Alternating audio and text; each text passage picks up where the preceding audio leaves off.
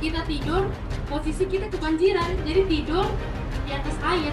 Jadi kalian basah gitu? Basah. Tidur berenang. Teman saya tuh ada yang terperosok ke jurang. Terperosok ke jurang itu kan, tapi tidak sampai terperosok. Saya yang menabung, berkemah, menjahit, pengamat. Ini bukan pengikut ya.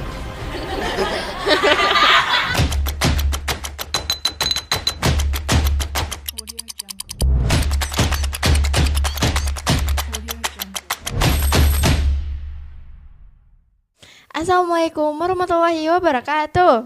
Waalaikumsalam warahmatullahi wabarakatuh. Halo sosman semua, kembali lagi di Spansel Podcast. Masih bersama saya Maulina Nazwa Syifa Syarani sebagai podcaster. Nah, teman-teman semua, kali ini tim kami mengundang dua narasumber spesial, yaitu murid dari SMP Negeri 9 Bontang, yaitu Kakak Faiz dan Kakak Syifa. Tepuk tangan.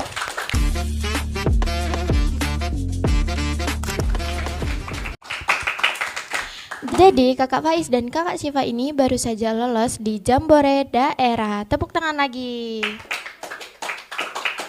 Kurang meriah. Nah, perkenalkan diri terlebih dahulu. Siap. Assalamualaikum warahmatullahi wabarakatuh.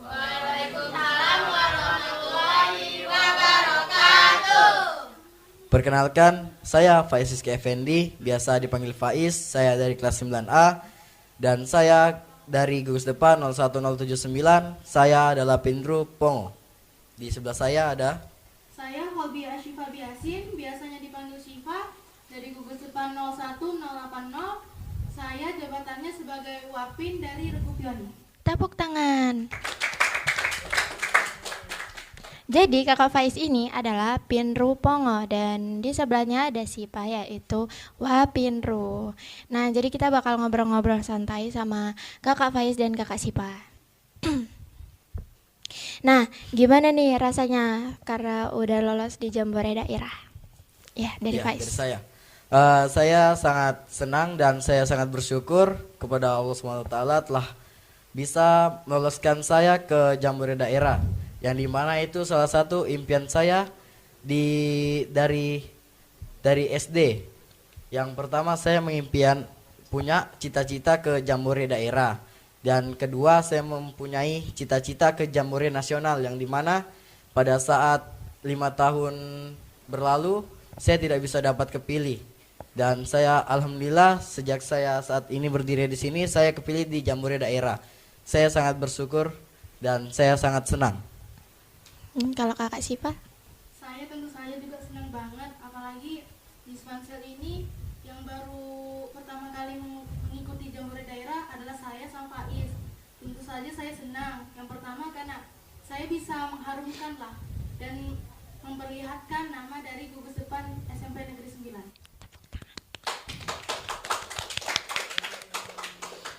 Nah, gimana sih rasanya pas kepilih jadi lolos di Jambore Daerah ini?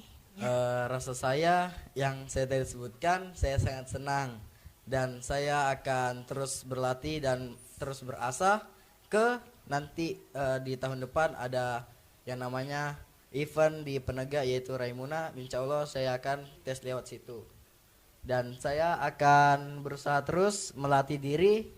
Semoga bisa lolos ke yang saya impiankan tadi. Kalau Kakak Syifa? Saya tentu saja juga senang banget ya, apalagi ini Jambore Daerah. Nah, saya juga berharap semoga tahun depan saya bisa mengikuti yang namanya itu Jambore Nasional. Dan saya juga dari Jambore Daerah ini belajar yang namanya terus bertanggung jawab dan mengasah skill-skill saya untuk berkelanjutan, dan insya Allah siapa tahu bisa masuk Jambore Nasional. Amin. Nah, ceritain dong Kakak Faiz gimana di sana.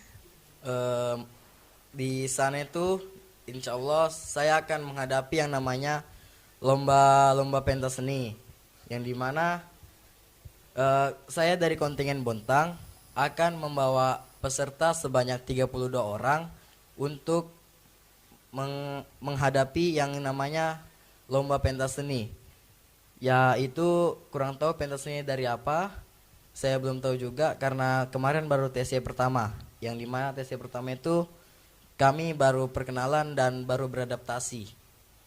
Yang dimana saya setahu saya di Jamboree nanti itu diadakan nanti pesta-pesta dan pentas seni saja. Kurang lebihnya saya kurang tahu. 32 orang itu dari seluruh Bontang. Iya, 32 orang itu dari seluruh Bontang. Nah, ini kan diseleksi ya. Boleh diceritain nggak sih pas diseleksi itu ngapain aja? Jadi saya tuh diseleksi kemarin sudah minggu lalu. Saya diseleksi. Saya seleksinya tuh tes tulis, wawancara, semapur, sandi morse, pioneering, simpul, LKBBT itu LKBB tongkat, sama LKBB biasa. Itu saja. Lalu pas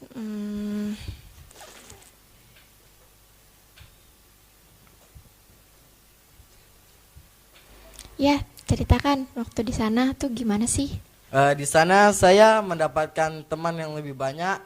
Saya mendapatkan teman yang sebelumnya saya tidak kenal. Saya menjadi kenal. Yang dimana pertama saya itu melihat dia. Melihat ada teman saya dari SMP 1 yang beliau namanya Rizky. Saya tuh melihat Rizky. Saya bilang ini cocok nih kalau diajak temanan. Itu dari SMP mana? Dari SMP 1. Terus lanjut. Setelah itu kan tes, saya itu berkenalan dengan dia. Hai, nama kamu siapa? Baru beliau ini bilang Rizky. Oh iya, nama saya Faiz dari SMP 9 Bontang. Nah, mulai dari situ tuh saya akrab. Dan saya sempat tukar-tukaran WA, tukar-tukaran Instagram. Tahu kan Instagram? Iya. Ya. Ya, saya bertukar Instagram. Oh iya, Instagram. Ya, betul. Saya bertukar itu dan saya mulai tanya-tanya informasi tentang kelanjutannya seleksi. Dan di hari kedua, saya sudah mulai akrab, saya bercanda bareng, saya bermain. Tapi kalau misalnya pada saat seleksi, kami tuh kayak saingan semua itu sama rata saingan. Dan ketika tidak seleksi, kami bercanda bareng lagi, ngumpul, main, gitu. Makan bareng? Ya, boleh.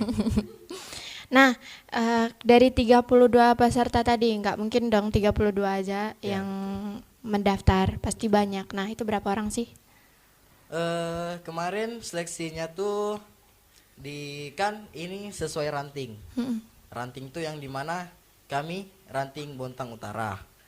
Bontang Utara tuh ada sekitaran 20 orang atau enggak 16 lah, sekitaran segitu. Nah, kami tuh bersaing semua itu. Dan itu individu semua. Nah, di situ makanya persaingan kita ketat, yang dimana kita harus serius dan kita juga harus yang tahu mana bercanda, mana serius. Waktu saat seksi kita boleh serius, tapi waktu saat sudah selesai semua seleksi kita boleh bercanda bareng, kita teman pada saat itu. Gitu. Jadi pas diseleksi itu tuh sendiri-sendiri? Ya, betul. Itu di ruangan? Yang tes wawancara itu di ruangan, tes tulis di ruangan, Sandi Morse Semapur di lapangan, LKBB di lapangan, simpul di lapangan. Sebelum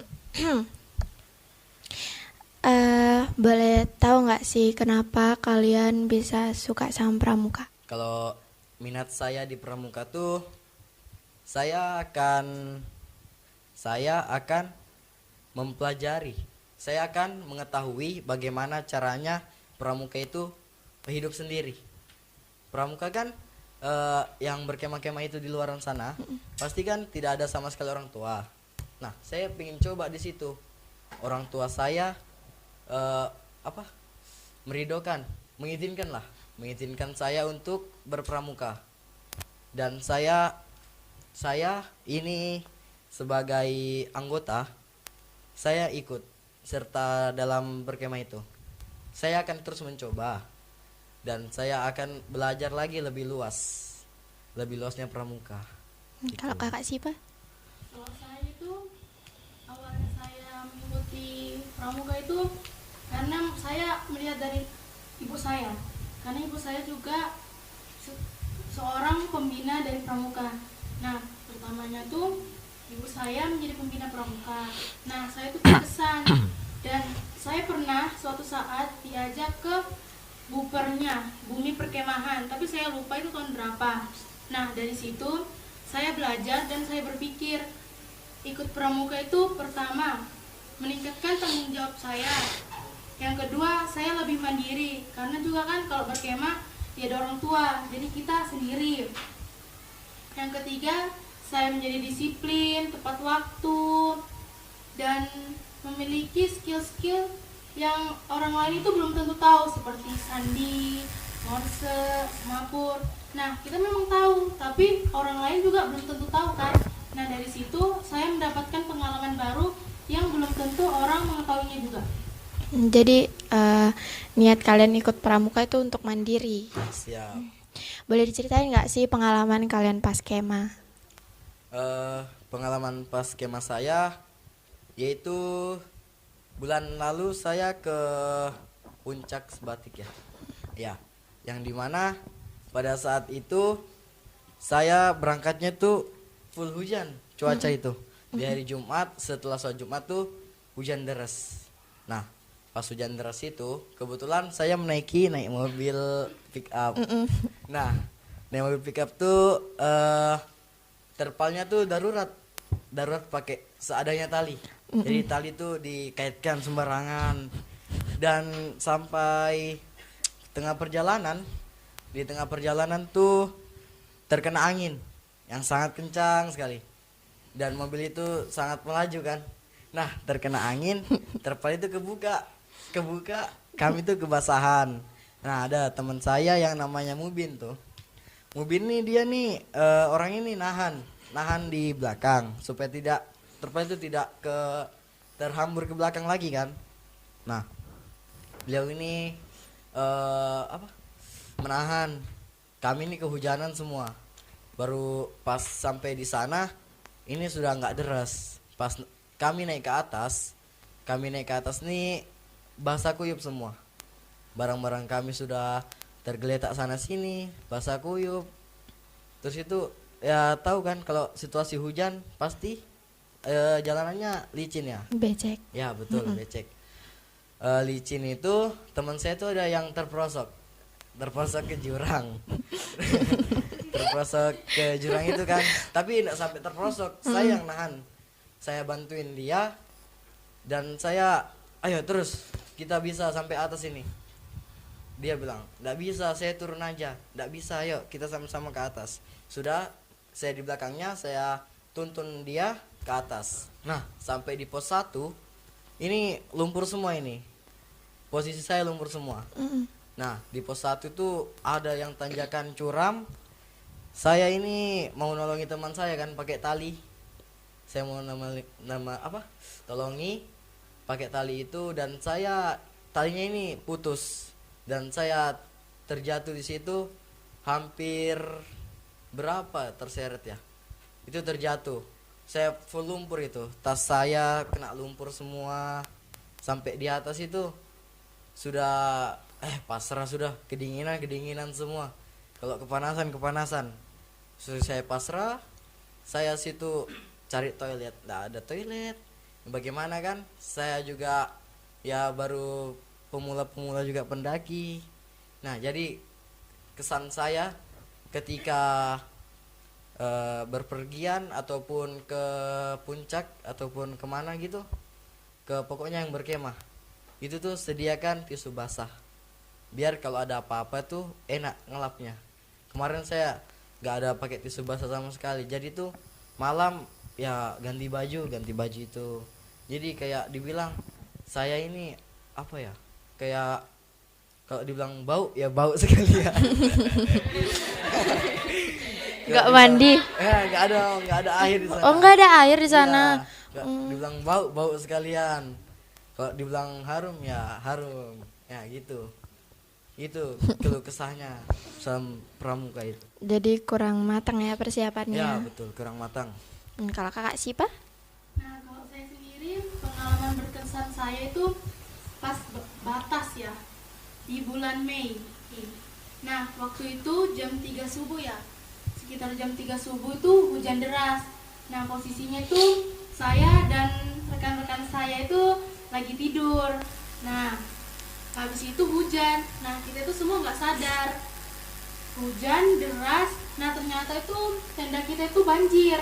Tapi di situ saya nggak merasa karena saya di situ posisinya lagi tidur.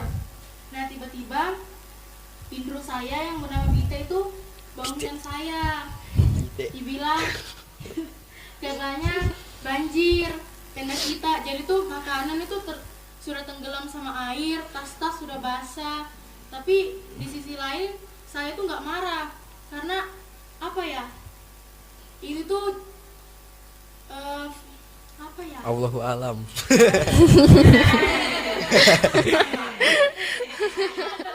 Allahu alam Itu sudah. suasananya itu jarang ya, kayak pasti bakal ada momen-momen dari situ. Nah, dari situ saya kayak bahagia banget karena pasti bakal nantinya itu bakal dapat momen terbaik. Jadi pas di sana kebanjiran. Banjiran, jadi kita tidur posisi kita kebanjiran, jadi tidur di atas air Jadi kalian basah gitu. basah. Tidur berenang.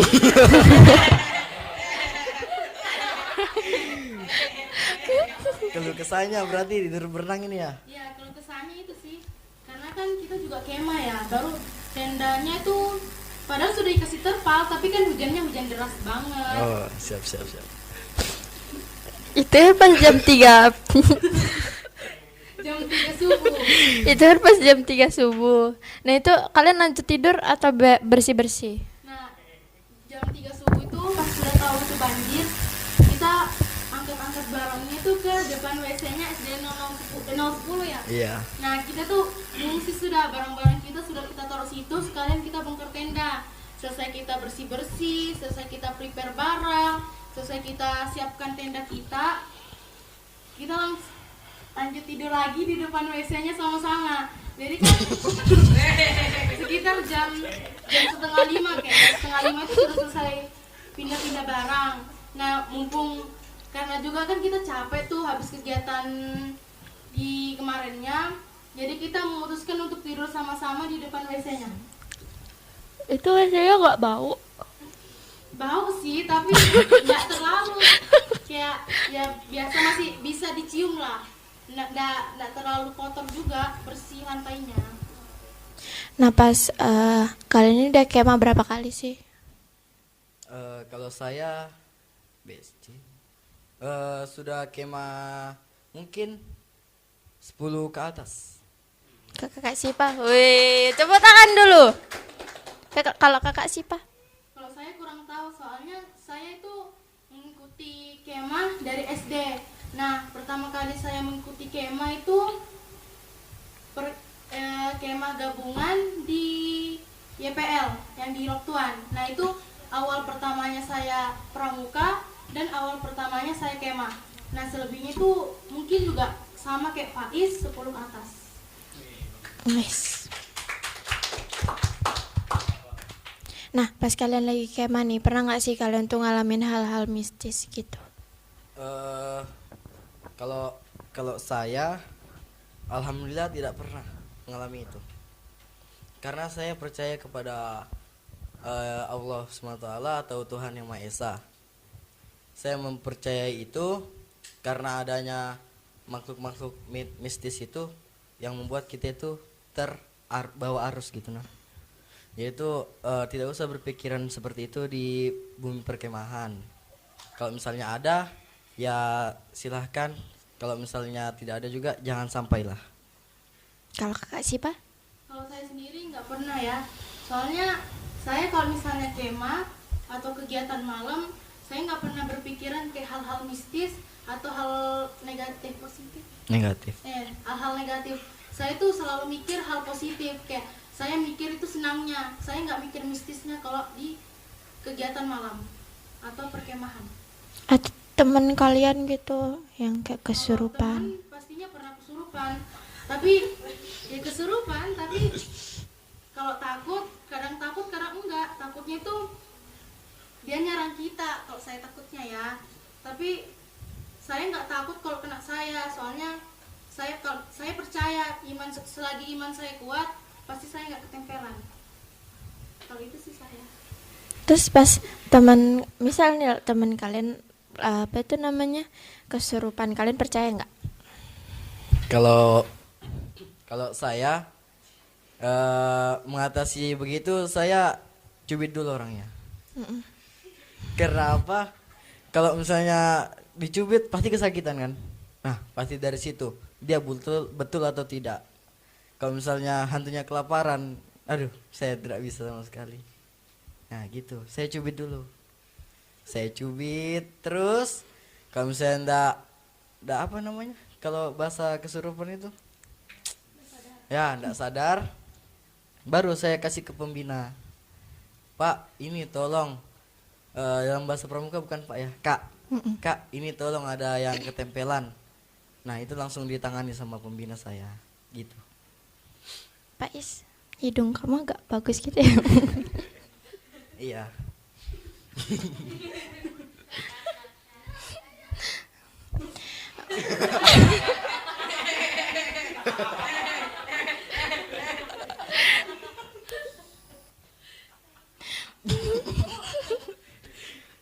Lanjut. Nah, pengalaman-pengalaman apa lagi yang kalian bisa ceritakan ke teman-teman semua? Pengalaman soal berkemah sudah ya? Penjelajahan mungkin? Iya, boleh. Nah, ini pas banget. Penjajahan kemarin, ya namanya penjajahan tuh pasti membutuhkan energi yang banyak ya.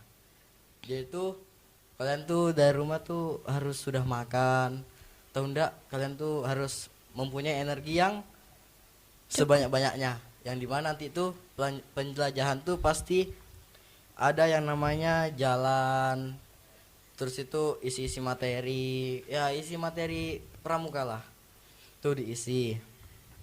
Terus itu di penjelajahan itu ada yang namanya jejak penjelajahan, yang dimana jejak penjelajahan itu ada kalau saya sendiri, karena saya sudah mengalaminya, saya pernah mengalami dengan cara melihat pita, yang dimana panitia tuh menaruh pita di sekitaran pohon situ kan.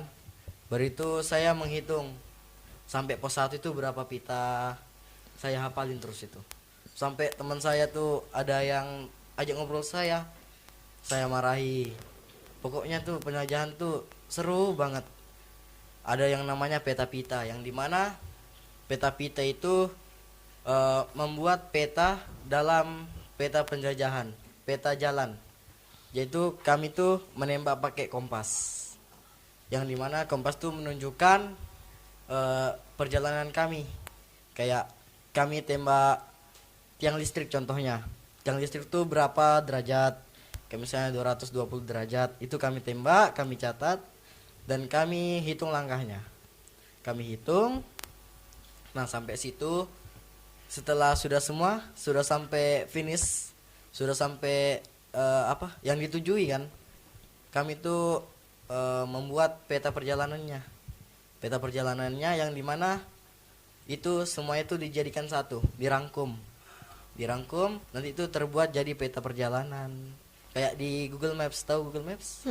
Nah, itu kan kalau misalnya kita lihat di mana letak SMP 9 misalnya, letak SMP 9 tuh kelihatan kan kayak peta-petanya, gang-gangnya gitu. Nah, kayak ada masjid kanan kiri. Iya. Ya, seperti itu kurang lebihnya. Itu kayak apa sih cara menggunakan kompas tuh? Cara menggunakan kompas tuh, jadi kan di kompas tuh ada apa namanya itu ya.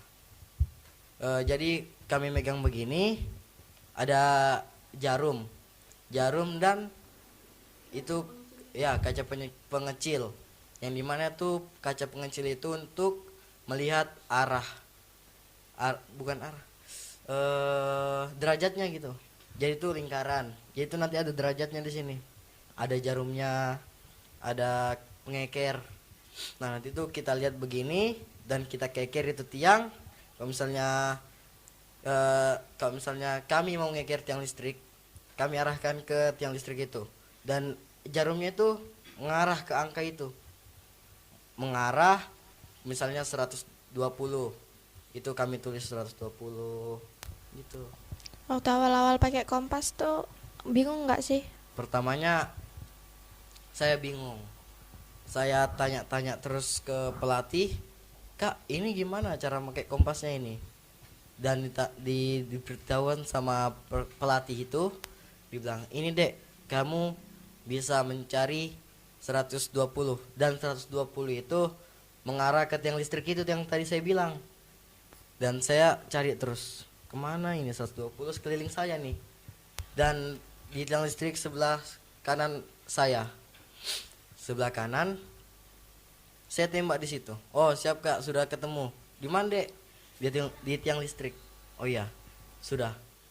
Baru sudah, saya disuruh jalan lagi lurus ke sana. Baru ndak lama disuruh tembak lagi ke pokoknya tuh kamu nembak ke apa namanya? Ke bangunan yang tidak bisa dipindah-pindah. Tapi jangan ke hati orang ya.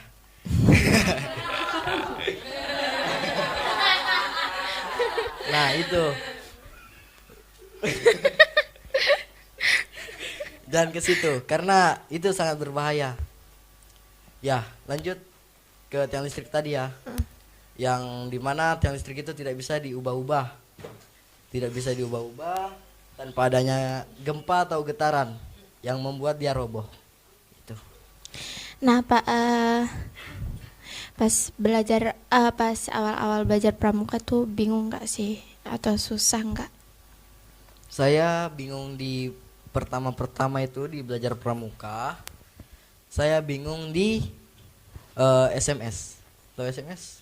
Bukan chat WA. Iya. Ya, di situ. Saya bingung di SMS, sandi, morse, semapur. Ya, betul. Saya bingung di situ, saya mencari, kan kalau morse itu titik strip titik ya. Titik strip titik, titik strip strip. Saya bingung sekali di situ. Dan saya menemukan kebalikannya. Kayak A itu kebalikannya N. Kayak gitu. Jadi saya tuh menghafal terus. Dan saya alhamdulillah sampai sekarang bisa sama ini sandi. Sandi saya dulu tidak bisa. Sandi kotak 1 tidak bisa, kotak 2 tidak bisa. Sandi rumput itu tidak bisa, sandi jam itu bisa. Kalau sandi jam itu kayak mana? Kalau sandi jam tuh pukul 00.00 A. Kalau nggak salah ya. Karena saya lupa antara pukul 00 A atau enggak pukul 07.00 itu A. Karena saya sudah tidak belajar itu lagi. Nah, kalian udah ikut lomba tuh berapa? Kalau saya lomba pramuka tuh mengikuti BSC, terus itu batas, terus itu baru 2 kalau nggak salah. Kalau kakak Sipa? Kalau saya sendiri, lomba pertama saya itu di SD. Nah, lomba pertama saya di SD itu LT2, lomba tingkat 2. Yang kedua di SMP, ikut batas. Oh, baru 2? Ya. Nah, itu kalian pasti ada menang kalahnya ya kan? Iya, betul. Nah, kayak mana sih kalian itu tetap mau mengikuti lomba walaupun kalian tuh sudah kalah? Ya. Nah, kalau dari saya sendiri tuh dari niat saya sih. Intinya tuh kalau saya niat mengikuti lomba itu, saya pasti nggak berpikir kalau saya sudah kalah di sini, saya nggak mau melanjutkan. Nah, kalau saya sendiri punya niat, saya punya tujuan. Kalau saya itu memang bisa, saya berusaha dan saya belajar dari kesalahan lomba tersebut. Nah, siapa tahu di lomba tersebut kita masih punya kekurangan. Nah, dari situ saya belajar untuk memperbaiki diri saya. Saya mengasah skill saya agar lebih bagus lagi. Saya agak turunin ego dan saya belajar untuk mencapai tujuan dan niat saya. Kalau saya misalnya ya, intinya itu kan niat. Kalau saya tidak niat itu misalnya saya dipaksa mengikuti ini. Nah, bahasa kasarnya tuh kayak saya bodoh amat banget ya. Tapi kalau saya niat, pasti saya itu berpikiran saya mau tujuan saya itu sama yang seperti disampaikan teman saya akan mengumpulkan niat dan saya akan berusaha lebih lanjut lagi, yang dimana kita tidak boleh menyerah tanpa adanya berusaha. Jadi itu kalau bisa untuk teman-teman yang tidak melihat saya ataupun yang melihat saya, kesimpulannya gini, teman-teman berusahalah terus, yang dimana berusaha itu menjadi kemampuan kalian. Jadi itu berusaha itu pasti ada pencapaiannya itu adalah cita-cita kalian, ngerti nggak? Iya. Ya, ngerti kan? Nah, yaitu jangan gampang menyerah, karena orang di luar sana pintar tapi dia tidak mau berusaha. Percuma pintar kalau tidak mau berusaha. Nah, itu yang menjadi saya terinspirasi karena adanya berusaha. Saya akan mengasah kemampuan saya. Ingat, pisau kalau sering dipakai itu pasti akan tumpul ya. Nah, dari situ saya belajar yang dimana pisau akan dipakai itu tumpul. Jadi itu diasah oleh seorang itu. Jadi seakan-akan saya mengasah diri saya untuk melaksanakan yang namanya cita-cita itu tersendiri. Kayak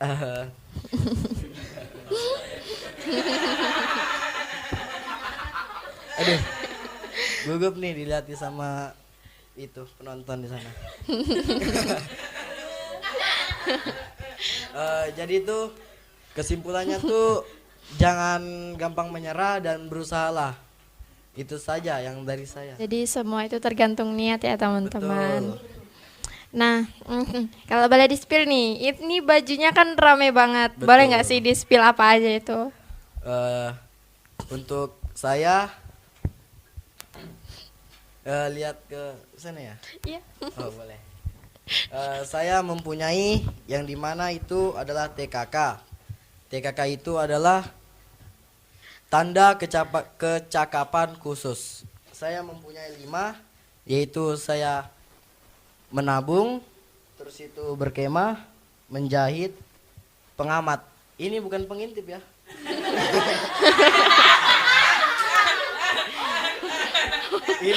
ini namanya pengamat. Dan ini gerak jalan, yang dimana saya mempunyai ini sendiri. Dan mungkin teman saya ada lagi. kalau saya sendiri ada 5 juga. Yang pertama berkemah, yang kedua P3K, yang ketiga juga pengamat ya, bukan pengintip, yang keempat menabung, dan yang kelima pengatur Rumah tangga. Tepuk tangan. Nah, kalau boleh di sebelahnya lagi nih, spill. Spill di sebelah. Yes. Ya, di sebelahnya saya mempunyai tingkatan, yang dimana saya mempunyai tingkatan terap, yang berarti menerapkan. Yang di atasnya terap ini ada logo gugus depan. Gugus depannya 01079 01080. Di atasnya ada regu Pongo, yang dimana SMP 9 mempunyai regu yaitu Pongo. Pongo itu adalah orang hutan. Kami mengambil dari orang hutan itu hewan yang sudah punah. Sudah hampir punah. Ya betul, yang sudah hampir punah, yang dilindungi oleh seluruh orang.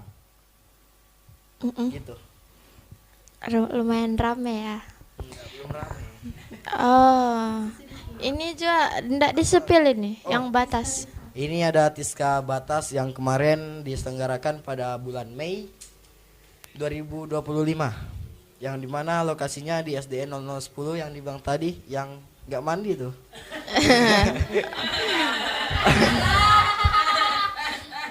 Batas 6, iya batas 6.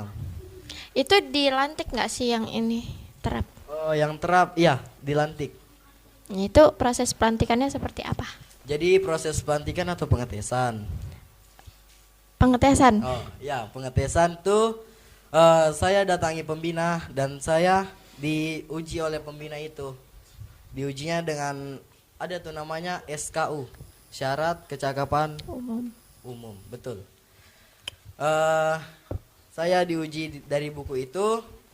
Saya juga alhamdulillah bisa menjawab dari pembina itu.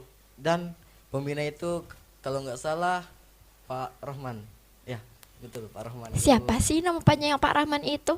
Nama panjang Pak Rahman adalah Fatwa Nur Rahman SPD. Kebetulan orangnya ada di sini. Tepuk tangan.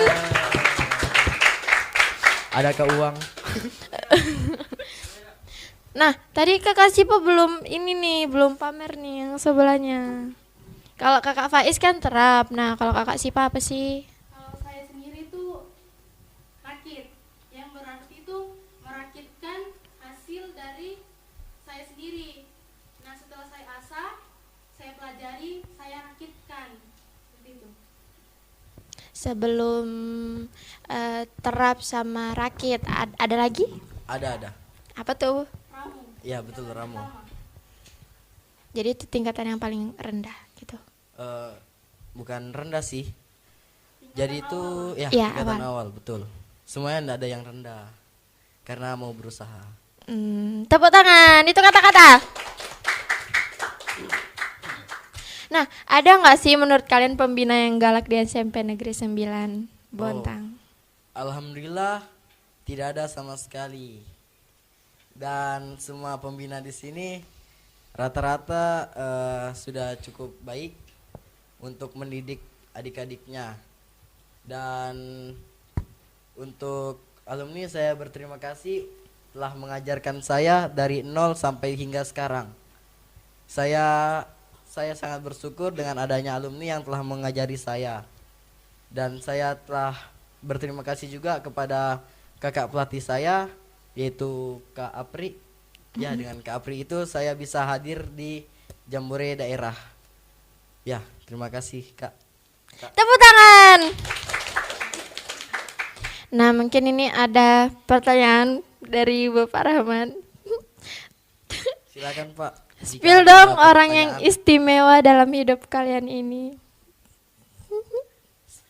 Spill orang yang istimewa dalam hidup kalian.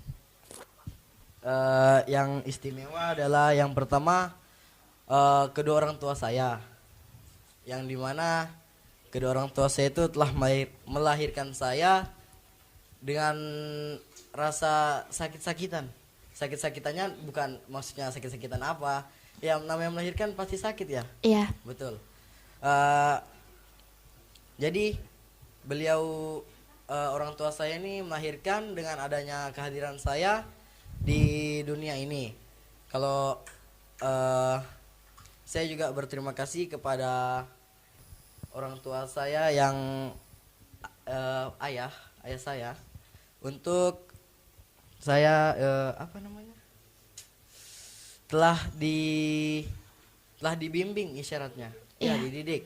Dengan adanya saya telah dididik oleh orang tua saya, dan saya bisa menjadi anak seumuran segini. Sehebat ini. Ya, bisa. Ya. Dibilang. Terima kasih ya. Ya. Kalau Kakak Sipa? Sama, saya juga kedua orang tua saya. Sama. Karena kedua orang tua saya yang sudah melahirkan saya. Kalau dari mamanya Faiz sendiri kan cuma satu aja ya, kayak misalnya sekali lahiran cuma satu. Nah, tapi kalau dari orang tua saya itu langsung 3. Karena saya juga kan kembar 3. Pasti rasa sakitnya tuh lebih bertambah lagi karena di dalamnya ada 3 bayi. Nah, saya juga kan kakak pertama. Saya harus bisa lah membimbing dan mendidik adik saya ke jalan yang bagus. Saya bisa menjadi panutan untuk adik-adik saya. Seperti itu. Tepuk tangan. Itu sedih. Nah, mungkin kalian mempunyai pesan dan kesan selama mengikuti Pramuka di Sepansel? Pesan saya selama mengikuti Pramuka di Sepansel hanya satu. hormatilah yang lebih tua, agar itu lebih tua tuh ibaratnya pembina. Kamu bisa menghormati pembina, kamu akan sukses. Jika kamu tidak menghormati pembina, kamu tidak akan mensukseskan dirimu sendiri. Yang dimana pembina itu pasti mencari jalan yang baik, bukan jalan yang sesat. Nah, jadi itu pesan dan kesan saya di Pramuka SMP 9 ini. Pesannya yang saya tadi sampaikan, kesannya untuk yang masih kelas 7 dan kelas 8, silahkan berusaha semaksimal mungkin. Ada saatnya kamu akan menaik derajat yang dimana kamu akan mencapai cita-citamu di pramuka itu. Contohnya seperti saya yang tadi bilang, cita-cita saya adalah jambore nasional dan jambore daerah. Itu saja kesan dan pesan saya. Kalau kakak Sipa? Pesan saya untuk adik-adik kelas 7 atau kelas 8 lah, terus semangat latihan. Jangan gampang bosan untuk mengikuti pramuka, karena mungkin kalian berpikir, yang diikuti lomba itu aja, kita nggak dipilih, sudah nggak usah ikut pramuka. Jangan ada berpikiran seperti itu. Mungkin kamu belum dipilih karena mungkin ada yang lebih baik lagi daripada kamu. Nah, dari situ kamu harus berpikir untuk merubah dirimu menjadi lebih baik. Kamu asah skill-skillmu dan kamu tunjukkan perhatianmu kepada pembina. Siapa tahu dari kamu asah skill-skillmu, pembina jadi tertarik untuk mengikuti kamu lomba seperti jambore daerah. Mungkin nanti di 2027 ya ada LT.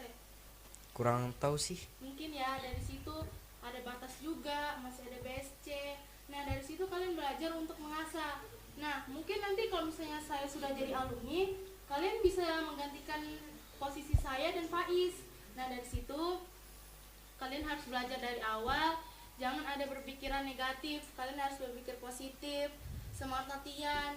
Dan untuk adik-adiknya juga, jangan ada yang ikut pramuka untuk mengikuti kegiatannya atau perkemahannya. Saya sering mendapatkan adik-adik yang memiliki pikiran seperti itu. Kalau menurut saya itu kurang bagus sih teman-teman.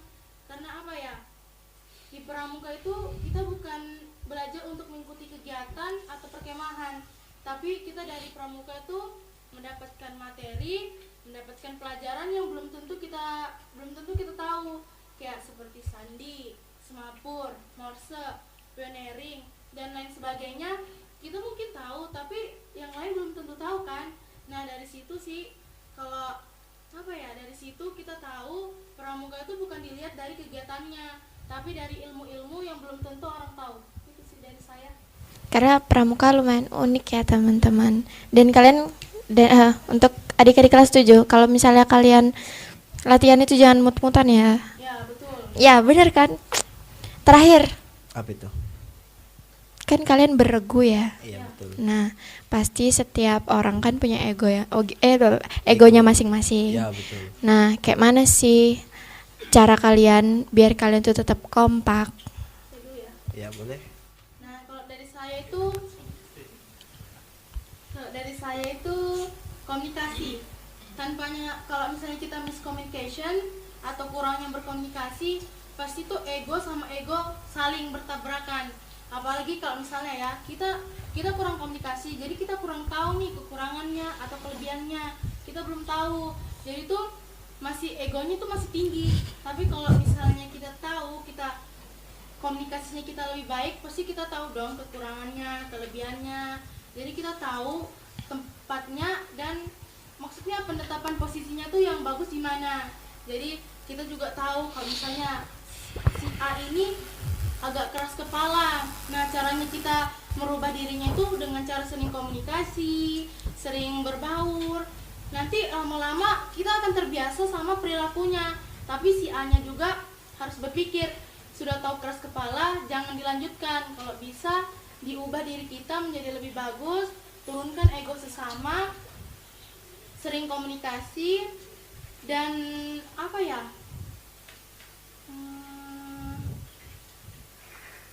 Ya, intinya jangan miscommunication. Ya. Kalau Kakak Faiz? Betul-betul yang disampaikan kepada teman saya tadi. Jangan miskomunikasi ya. Betul? Ya. Ya, betul. Dan saya kalau misalnya ego teman saya ini lagi tinggi, saya akan panggil dia ke tempat yang sepi. Karena kalau misalnya saya menegur dia di hadapan orang, pasti dia akan patah semangat. Malu. Patah semangat yang dimana mereka ini nanti pasti bodo amat lah. Saya sudah juga ditegur. Kayak bodo amatan gitu nah bahasa kasarnya. Dalam bahasa kasar. Tetapi saya akan memanggil dia ke ruangan yang sepi dulu. Saya tanya dia, ada apa dengan saya ataupun teman kalian satu letting itu. Kalau misalnya dia jawab jelasin semuanya, baru saya kasih kesimpulannya. Jadi gini, kamu sudah merasa nggak bahwa egomu tuh terlalu tinggi untuk di letting kamu? Kalau misalnya dia sadar, ya sudah, saya kasih motivasi untuk mereka. Semangat, kita ini letting, bukan individu. Karena kita kepercayaan sekolah ada di kita semua. Pasti yang namanya sekolah tuh mempercayain yang sudah namanya tuh berjuang untuk sekolah yang dimana saat berlomba itu yang serius tidak ada lagi yang cengengesan. Nah dari situ saya menegur egoisnya, tingkah lakunya. Dari situ saya menegur terus. Ketika tidak ada perubahan, saya akan membimbing dia dengan tegas bukan keras. Tahu perbedaannya tegas dan keras? Tahu. Ya. Jadi gitu, tegas boleh ditegasin, tapi kalau keras jangan dipraktekin. Jadi saya ketika tidak bisa dikasih tahu, saya akan mengasihi dia itu, tapi kalau bisa dikasih tahu, saya akan membimbing terus keberhasilannya mereka itu di mana. Nah, gitu. Intinya jangan miscommunication ya teman-teman. Ya, betul. Nah, dari semua ceritanya Kakak Faiz dan Kakak Sipa ini, kita bisa mengambil kesimpulan, kalian jangan pantang menyerah, terus kalian juga harus memupukkan niat di hati kalian. Terus kalian juga tidak boleh miscommunication untuk yang terakhir. Oke, mungkin itu saja yang bisa Kakak Faiz dan Kakak Sipa ceritakan. Kurang lebihnya mohon dimaafkan. Dari saya Maulidina Nazwa Syifa Syarani dan Saya Faiz Rizky Effendi. dan Dan saya Falbia Syifa Yasin. ketemu lagi. Bye bye.